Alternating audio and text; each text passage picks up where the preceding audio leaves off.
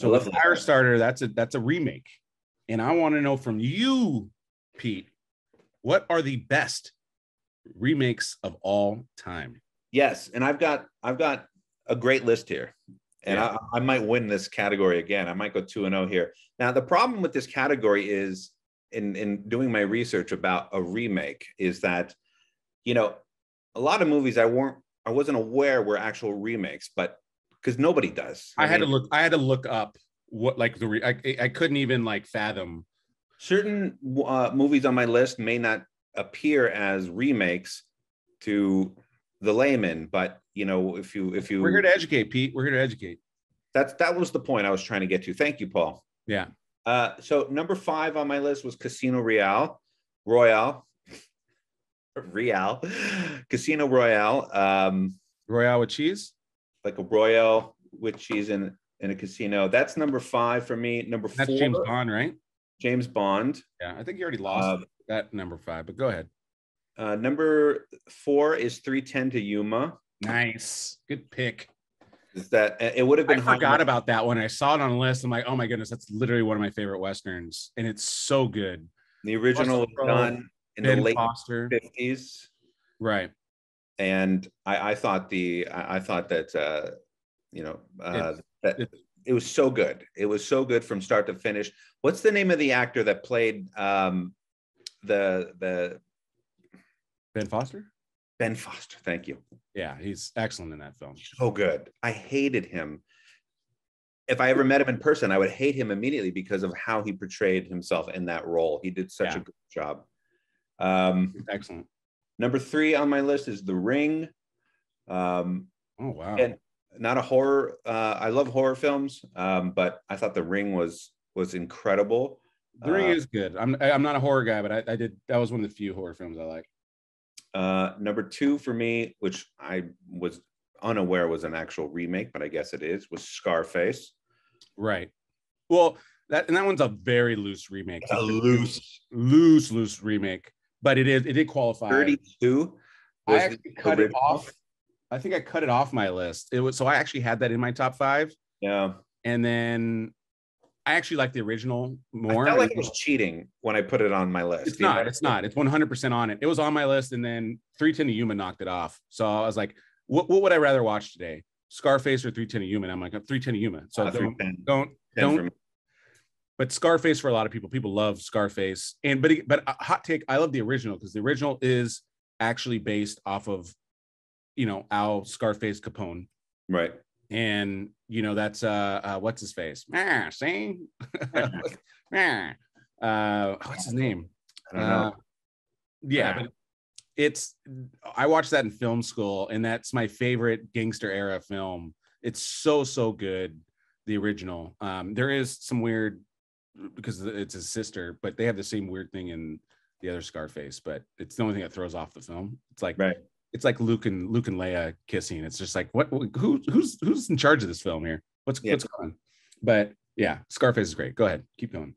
Number 1 for me is a movie that I watched probably. Wait, you're on number 1 already? I thought you were on number 3. No. Casino Royale, 3:10 to Yuma, The Ring, Scarface. Oh, okay. Sorry. Number 1 for me is Ocean's 11. I think I could watch that movie all the time. The pace of it is incredible. The cast is incredible, funny. Even Andy Garcia as the villain is funny in the movie, even though he's not really trying to be. I mean, it's just a great overall film. It's brilliantly written and executed. I can watch that every day. I love it. Yeah, I'm with you. It's a great selection. I forgot about Ocean's 11 initially. Like I said, I saw when I read this list, I was like, oh crap, I wasn't even thinking about Ocean's 11, and I did include it. So my top 5 best remakes of all time. 3:10 to Yuma, I put that number 5. Like I said, it's one of my favorite westerns of all time. Probably number 3 or 4 westerns of all time. Maybe 5 actually. My number 4, and this actually surprised me, but it's A Star Is Born. And I absolutely love this film. This film, I just connect with it so much. I loved, obviously, Bradley Cooper and Lady Gaga in it. Jesus. I love the music in it. And then I like, for me, just the moment when she gets on stage, it was just, for me, it was just such a powerful moment because I just really connected with that. I know it's a hot take. Not everybody loved A Star Is Born. 100%. That was one of the worst. The Academy agrees with me, Pete. So no, because the Academy doesn't know what they're talking about. That was one of the worst movies ever. And the fact that you can relate to that is shocking because, you know, spoiler alert, if you haven't seen, turn this off for a second, but you don't know any, unless I don't know something about your life. Do you know a bunch of raging alcoholics who end up killing themselves at the end? I don't mean that part, Pete. God, I meant the part about someone going after their passion and they're not, you know, that's what I was referring to. I meant Lady Gaga, by the way, not Bradley Cooper. It was such a about Lady Gaga. The story's not about. It had such a potential for being an incredibly uplifting film, which is what it started as, and you really did feel good. And then to end it like that is just, it was a big mistake. Well, it's based off the original. So if you never saw the original, like that's what made the original so like, because the original came out in the 1930s. There was never a film like that. And, you know, it was about a guy, a successful guy that meets a girl. And then he derails his career goes down when her career goes up. I mean, that's what the story's about. So anyways, Pete, I don't care what your opinion is. I don't care about your opinion. I'm right. Okay. Star Is Born's great. The Academy agrees with me. Overruled.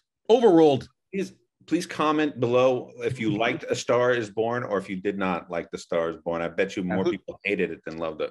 Yeah, comment below who's right, Paul or Pete here. Number 3, you mentioned it. This is your number 1 film, but it's Ocean's 11. Thank you. Such an amazing film. Right. And this could be higher. This could be higher, but Ocean's 11's 3 for me, only because the other 2 are so great. And my number 2 is True Grit, which I loved with the Coen brothers. I love the original, and I also loved the remake, and that's so rare for me to like both. And you know, one, obviously you're dealing with John Wayne. I was gonna put that one too. That's a good one. The Coen brothers did such a great job of directing this film, and the music in it, the cinematography is fantastic. And then Jeff Bridges, right? No. It's Jeff Bridges. Jeff Bridges is so great in this. It's such a, so this was the first film I want to say where both actors got nominated for their roles, John Wayne and then him. And again, to me, that's such a huge undertaking. And typically you lose that battle. And Jeff Bridges somehow was able to win that battle in terms of like being able to uphold the standard that John Wayne have. Just one of my great, again, that's probably my 3rd favorite Western. 2 Westerns in your list. Nice. Yeah. Well, and number 1 is also a Western. And this also, so this is probably one of the original remakes. And it's Magnificent Seven. So there's basically 3 films here, which is why I put it number 1, that all I enjoyed. So there's the newer version that came out. It's probably the least best out of all of them, but Denzel Washington's in it. Ethan Hawke. I think it's a very good film. Antoine Fuqua directed it. It's a good film, but the original is a classic masterpiece. I mean, this is when you think about Westerns, Magnificent Seven is one. And that is a remake of one of the greatest films of all time, Akira Kurosawa's Seven Samurai. And, you know, that movie just had no one had seen a kind of a film like that. Right. And it was a Japanese cinema, and Americans were like, this is a great concept. Let's use this concept and make it, you know, into a Western. And it did successful. So because of the 3 films, that's why that I chose it number 1 over all of them. Again, it's just, they're all great in their own outright. And yeah, so that's my list. And so Pete, because of the depth of my list, I'm going to win that round. Only because I showed both. So I do need to mention a couple films, just honorable mention, because I hated cut them off my list. But The Man Who Knew Too Much from Alfred Hitchcock, he actually remade his own film. So he originally made that film with a lower budget and then got more money and then remade it, and it became a bigger hit. That one's obviously great. I hated cutting that one off my list.